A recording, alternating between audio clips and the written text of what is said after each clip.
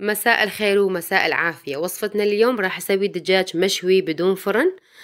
طبعا تشوفون كأنما هو مشوي بالفرن، بس أنا سويته بلا فرن. من راح تسوون هذه الطريقة راح تنسون تشوون الدجاج بالفرن، يطلع ذايب مثل الزبدة. طبعا أنا سميت هاي صينية السعادة، فراح نسوي هذه صينية السعادة. تشوفون الألوان شلون تجيب السعادة أصلا. وطبعا هم أنا راح أسوي كريمة الثوم، يعني الثومية بدون بيض.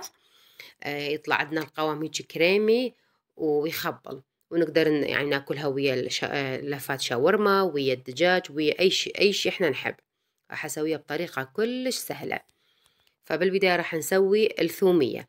عندي قلاص مي واحد عادي من الحنفية، خليتهم بجدر على النار، وضفت وياهم خاشوقتين أكل هرمية من النشا، وراح أظل أحرك طبعا على البارد بعدني ما مشغلة النار.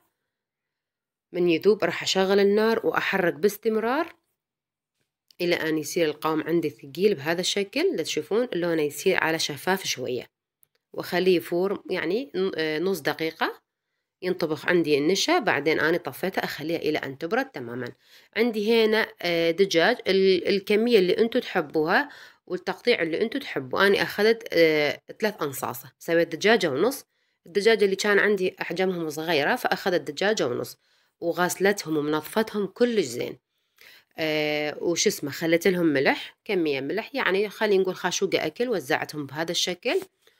وراح أخلي ليمون دوزي، إذا عندكم ليمون بعد أحسن، وإذا عندكم الخل هم بعد أحسن. بصراحة أنا ما كان عندي لا ليمون لا خل، فعندي ليمون دوزي. خليت همينة خاشوقة كوب وزعته بهذا الشكل.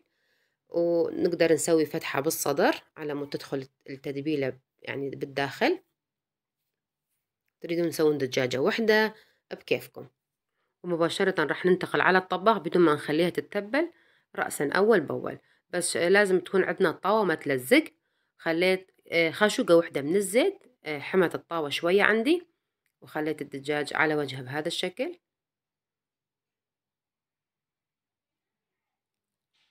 وأحاول شوية أدوسه على مود شنو يتشوح عندي الدجاج. من تماسك عندي الدجاج شوية راح أبدي أقلبه على الجهة الثانية قبل يعني ما تنكمش الدجاجة، حتى شنو بعدها تكون شوية مسطحة حتى تاخذ لون من جوها. مرات الدجاجة تتقوص فبعدين ما راح تاخذ لون.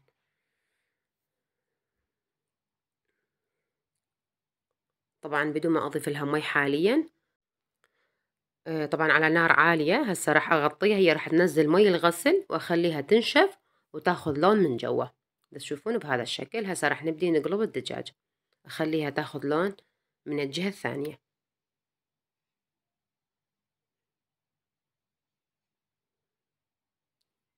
طبعا جبت الرقبة الثانية، ذكرت إنه لولو تحبها وابني الصغير هم يحبها، فجبت الرقبة الثانية. كنت على مود يعني لا يتناقشون، الأطفال دائما يتناقشون على الأكل سبحان الله. فهم أنا من أخذت لون من الجهة الثانية تشوفون بهذا الشكل راح أقلبها، وأكون محضرة أني مي حار يمي، بس راح أحط لها قلاص واحد مي. راح تستوي بقلاص واحد، ما نكثر لها مي على مود شنو تستوي وتنشف الدجاجة حتى طعمها يصير عندي مركز. تشوفون قلاص واحد مي حار فاير، وخليتها على نار ناصي وغطيتها. وطبعا أنا هنا سويت العدس وسويت عندي اللوبيا.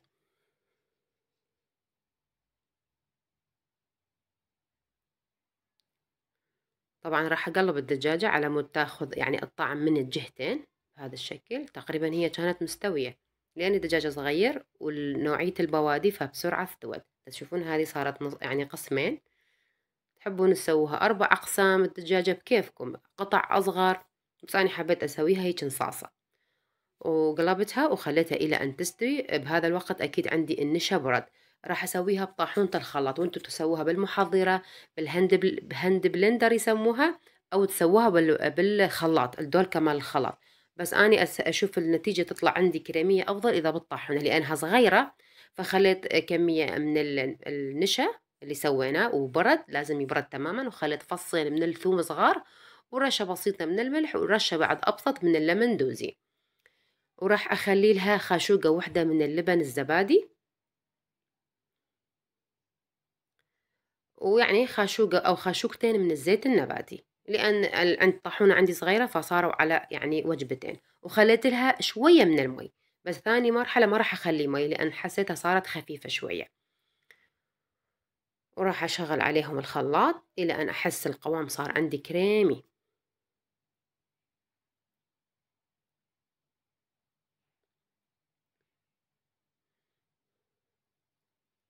فحسيت القوام بصراحة خفيف، هو أكيد من يبرد يثخن، بس هم خفيف يعني مع ذلك خفيف. هسه ثاني وجبة ما راح أخلي لها مي حتى شنو تتناسق الأمور. طبعا ضقت طعمها، حسيت الثوم شوية زايد، فبالوجبة الثانية راح أصحح الأخطاء اللي سويتها. عرفت شلون؟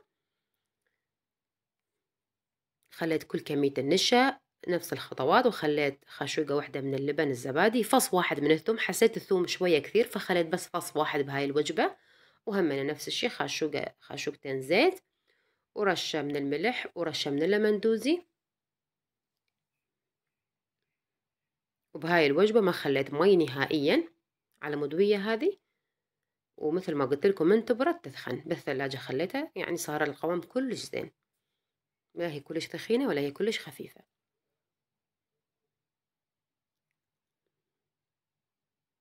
وانتوا ذوقوها، ناقصها ملح نقدر نحط، ناقصها حموضة نقدر نحط. تشوفون هاي الوجبة يعني شوية ثخنتها لأن هي على حرارة الخلاط أكيد يعني يصير سائلة. من راح أخليها بالثلاجة تبرد راح يصير عندي توب مثل ما شفتوها ببداية الفيديو. هسه عندي راح أسوي يعني صوص بسيط أدهن بيه وجه الدجاجة. خليت رشة بسيطة فلفل أسود، رشة بسيطة كاري، يعني رشة بسيطة من البابريكا الحلوة، وخليت خاشوقة واحدة معجون طماطة، وخاشوقة واحدة همينة من الزيت على مود تصير عندي تلمع، وخليت رشة كلش بسيطة من الملح على مود تعادل الطعم، وراح أخفف هذا المعجون بالمي بهذا الشكل. وبهذا الوقت عندي استوت الدجاجة بالكامل، أخذت على النار ساعة، ووقت التحمير هم أخذت نص ساعة، يعني ساعة ونص صارت عندي الدجاجة مهرية. رأسا دهنت الدجاج من الظهر هذا، وبعدين حتى أقلبها. طبعا بس ضلت عندي هاي النص كاملة، يعني ما صارت نصين، بس البقية صاروا يعني نصين. فراح أقلبها على الجهة اللي دهنتها بالمعجون على مود تتحمر، وهذا كله على نار يعني ناصي، شوية أكثر من الناصي خلينا نقول، وراح أخليها إلى أن تتحمر من الجوا.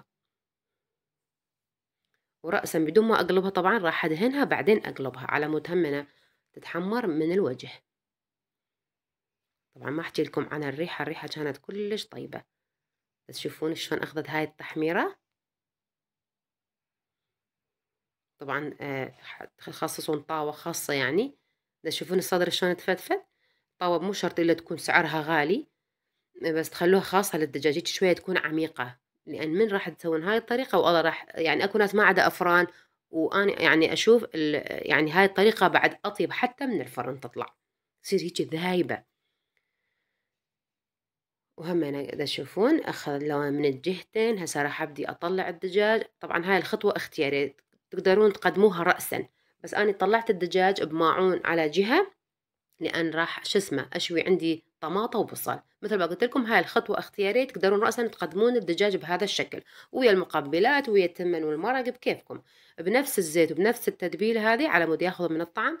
جبت عندي طماطة وبصل سويتها يعني أرباعة بهذا الشكل، وأخليهم يتشوحون، أقلبهم طبعا على كل الاتجاهات بدون ما أخلي لها ملح على مود لا تذبل وتنزل مي، أريدهم ينشوون شوي.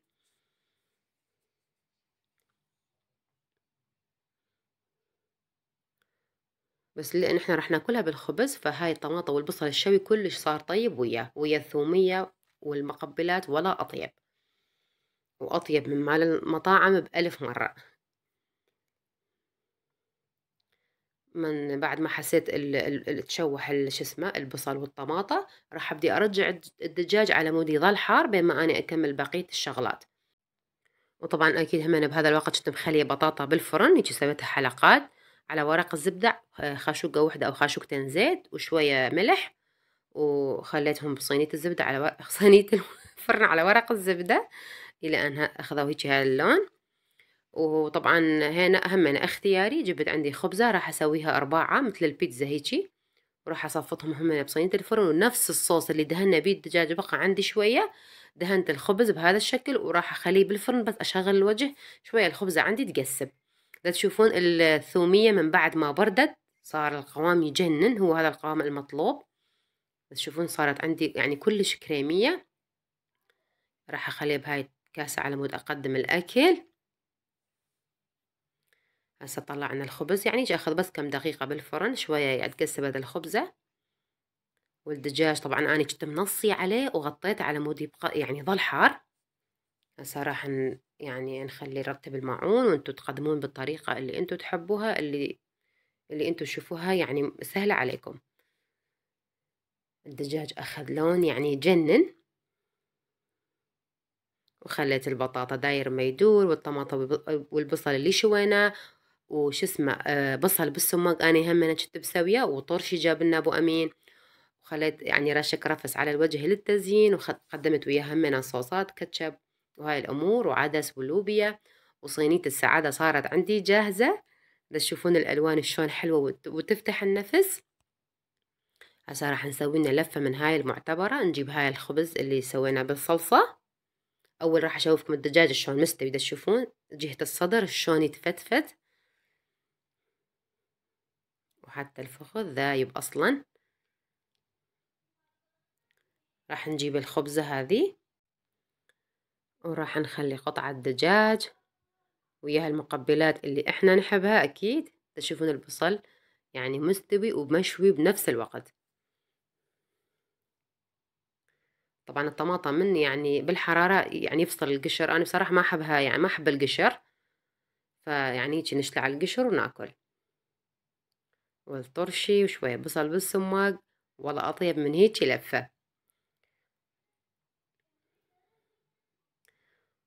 ونقدر نغمز همنا هيك بالثوم، او يعني الثومية. طبعا هاي الثومية نقدر نغطيها كل زين ونخليها بالثلاجة تبقى يومين 3 ايام 4 ايام كل شي ما عليه، لان احنا سويناها بالنشا، بينما الثومية اللي نسويها بالبيض لازم تنكال بنفس اليوم على مود البيض. فهاي كانت طريقتي، ان شاء الله حبيتوها. فشوفوني بوصفات جاية ان شاء الله. بالنهاية مع السلامة وفي امان الله، باي باي.